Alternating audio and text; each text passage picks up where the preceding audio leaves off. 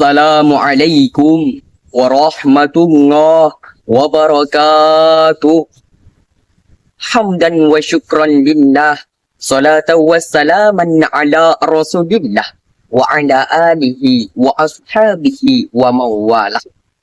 Dewan juri yang arif lagi bijaksana, sahabat da'i dan da'iyah, dimanapun anda berada, semoga selalu dalam lindungan Allah Subhanahu wa ta'ala. Sahabat da'i milenial dimanapun anda berada, Indonesia merupakan negara kesatuan yang penuh dengan keberagaman.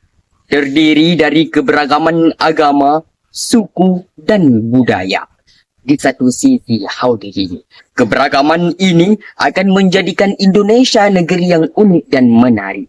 Sementara di sisi lain, keberagaman ini jika tidak dijaga dan dikelola dengan baik, maka akan menjadi sumber potensi konflik. Baik konflik antar suku, konflik antar budaya, bahkan konflik antar agama yang pada gilirannya dapat meruntuhkan filsafat negara, Bhinneka Tunggal Ika yang menjadi semboyan di kehidupan berbangsa dan bernegara. Betul lah hadirin. Oleh karena itu, pada kesempatan kali ini, saya akan menyampaikan sebuah syarahan yang bertema keberagaman sebagai kekuatan dalam berbangsa dan bernegara. Dengan landasan firman Allah Subhanahu wa ta'ala dalam Al-Quran surah Al-Hujurat ayat ke-13 yang berbunyi, Bismillahirrahmanirrahim. Ya ayyuhan nasu inna khalaqnakum min dzakarin wa untha waja'alnakum syu'uban wa qabaila lita'arafu. Inna akramakum 'indallahi atqakum. Innallaha 'alimun khabir. Dewan juri yang arif lagi bijaksana dan hadirin sahabat da'i dan da'iyah dimanapun anda berada dalam lindungannya Allah Subhanahu wa ta'ala.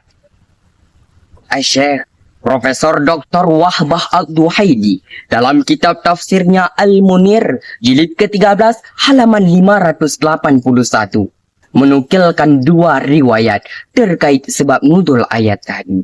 Pertama, riwayat dari Ibnu Abi Hazim dari Abi Mulaikah bahwa pada hari Fathu Mekah, Bilal bin Rabah radhiyallahu anhu naik ke dalam Ka'bah seraya mengumandangkan azan. Namun hadirin, sebahagian para sahabat memprotes seraya berkata, kenapa budak hitam ini mengumandangkan azan di dalam Ka'bah? Lalu turunlah ayat yang dibacakan tadi. Kemudian Rasulullah sallallahu alaihi wasallam memanggil mereka dan memperingatkan mereka dengan tegas bahwa jangan sekali-kali mereka berbangga dengan keturunannya dan merendahkan orang-orang fakir. Hadirin, jika berbangga dengan keturunannya, bangga dengan sukunya, bangga dengan status sosialnya, serta bangga dengan warna kulitnya, apalagi bangga dengan hartanya, memiliki rumah bertingkat, mobil mengkilat, istrinya memikat sampai 4, hanya dijadikan apa hadirin?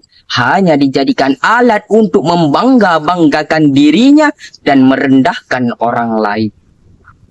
Oleh karena itu hadirin, Rasulullah sallallahu alaihi wasallam melarang hal tersebut.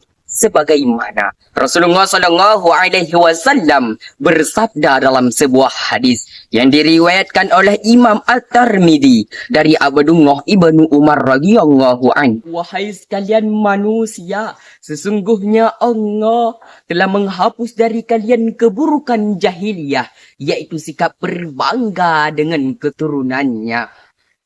Oleh karena itu hadirin, dari uraian yang telah saya sampaikan tadi, dapat kita tarik kesimpulan yang bahwa pertama, keberagaman agama, suku, dan budaya. Itu merupakan sunnatullah dalam penciptaannya. Tidak boleh menjadi alat untuk berbangga diri dan merendahkan orang lain. Kedua, kita sebagai umat Islam Indonesia, sebagai penduduk mayoritas di negeri ini, harus mengerti dan memahami konsep keberagaman dalam perspektif Al-Quran sebagai kekuatan dalam berbangsa dan bernegara. Sehingga kita menjadi garda terdepan dalam mempertahankan persatuan dan kesatuan bangsa. Ketiga, aset terbesar bangsa Indonesia adalah persatuan, kerukunan, dan persaudaraan. Persatuan yang bersumber dari berbagai bangsa.